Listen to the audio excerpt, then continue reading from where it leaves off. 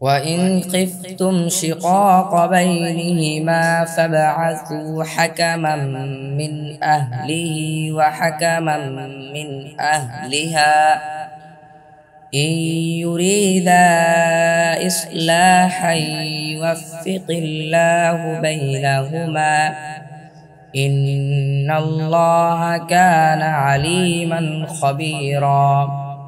৩৫ আর যদি তোমরা তাদের উভয়ের মধ্যে বিচ্ছেদের আশঙ্কা কর তাহলে স্বামীর পরিবার থেকে একজন বিচারক এবং স্ত্রীর পরিবার থেকে একজন বিচারক পাঠাও।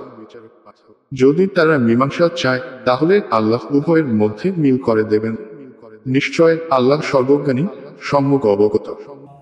واعبدوا الله ولا تشركوا به شيئا وبالوالدين إحسانا وبذي القربى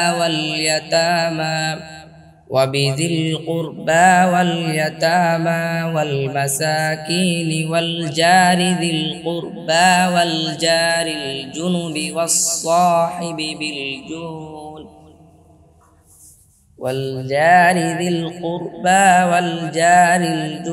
والصاحب بالجنب وابن السبيل وما ملكت أيمانكم إن الله لا يحب من كان مختالا فخورا।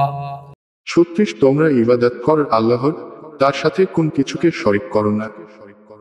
আর সদ্ব্যবহার কর মাতা পিতার সাথে, নিকট আত্মীয়ের সাথে, ইয়াতীম মিসকিন, নিকট আত্মীয়, প্রতিবেশী, অনাত্মীয়, প্রতিবেশী, পার্শ্ববর্তী সাথী, মুসাফির এবং তোমাদের মালিকানাভুক্ত দাস দাসীদের সাথে। নিশ্চয় আল্লাহ পছন্দ করেন না তাদেরকে যারা দাম্ভিক, অহংকারী।